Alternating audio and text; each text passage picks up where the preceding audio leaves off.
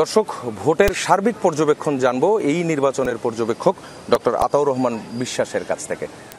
Doctor Ataur Rahman বিশ্বাস, আপনাকে স্বাগত। সকাল থেকেই এবং শেষমেশ এসেও আমরা দেখছি যে প্রার্থীদের দিক থেকেই বেশ কিছু অভিযোগ, অনুযোগ এবং পাল্টা অভিযোগগুলো আমরা শুনতে পেয়েছি। যদিও ভোটাররা স্বস্তির কথাই বলেছেন এবং শুরু থেকে বেশ স্বতঃস্ফূর্তভাবে তারা ভোটদান করেছেন। আপনাদের পর্যবেক্ষণে পুরো ভোট গ্রহণটা কেমন হলো? জি, ধন্যবাদ। আমার সংগঠন, আমি একই ধরে যেমন ঢাকা বিশ্ববিদ্যালয় ইসলামী ইতিহাস সংস্কৃতি বিভাগের প্রফেসর এবং চেয়ারম্যান, একই সাথে আমার একটি সংগঠন আছে, সেটি হচ্ছে ইউনিভার্সিটি টিচার্স লিঙ্ক।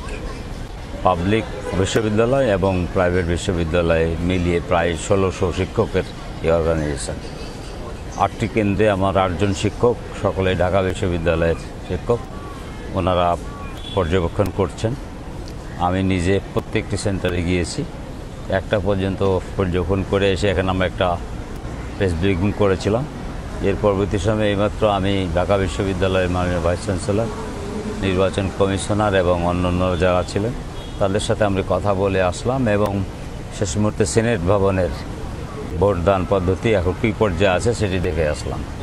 এতে করে দেখলাম একটি গুরুত্বপূর্ণ দিক হচ্ছে যে প্রচুর পরিমাণ ভোটার, 75% ভোট কাস্ট হয়ে গেছে সিনেট ভবনে 3টা হলের। ওখানকার যিনি রিটার্নিং অফিসার আছেন তিনিও এটি বললেন।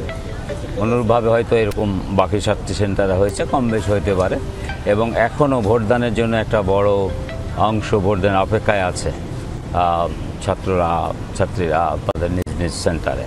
এটি আমার মনে হয় দীর্ঘদিন পরে ঢাকা বিশ্ববিদ্যালয়ে একটা ভিন্ন ধরনের আমেজে বিশ্ববিদ্যালয়ে একটা পরিবেশে নির্বাচন হচ্ছে, খুবই একটি গুরুত্বপূর্ণ বিষয় এবং এটি একটা ঢাকা বিশ্ববিদ্যালয় সহ বাংলাদেশের গণতান্ত্রিক রাজনীতি, ছাত্র রাজনীতির ধারা এটি একটি অনেক বড় পজিটিভ দিক।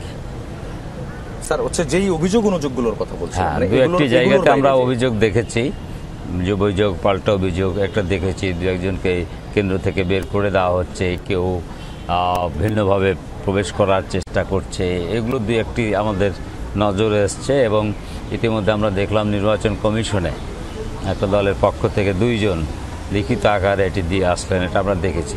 সেটি হয়তো নির্বাচন কমিশন এবং এর কর্তৃপক্ষ আছে, এটি খতিয়ে দেখবেন এবং এর পরবর্তী ব্যবস্থা হয়তো তারা নেবেন। সার্বিকভাবে আমরা দেখছি একটা খুব ভালো একটা পরিবেশে নির্বাচনটি হচ্ছে।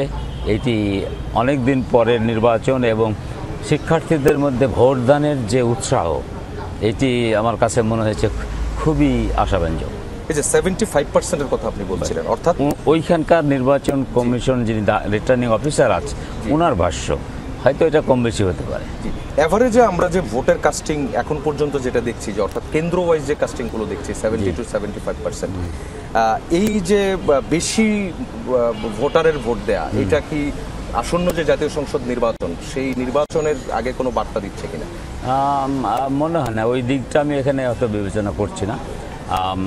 আমি দেখছি যে শিক্ষার্থীরা, ছাত্ররা 1 ঘন্টা লাইনে দাঁড়িয়ে থেকে এই গরমের মধ্যে অনেক কষ্ট করে একটা ভোট দিতে 7, 8, 10, 12 মিনিট পর্যন্ত সময় লাগছে।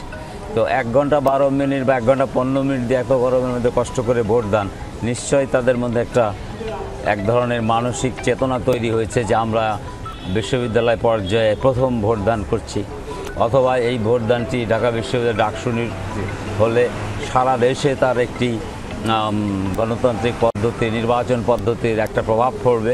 এগুলো মনে হয় ছাত্রদের মনোজগতে এক ধরনের প্রভাব ফেলেছে। জি, ডক্টর আতাউর রহমান বিশ্বাস, আপনাকে অসংখ্য ধন্যবাদ আমাদের সঙ্গে যুক্ত হওয়ার জন্য।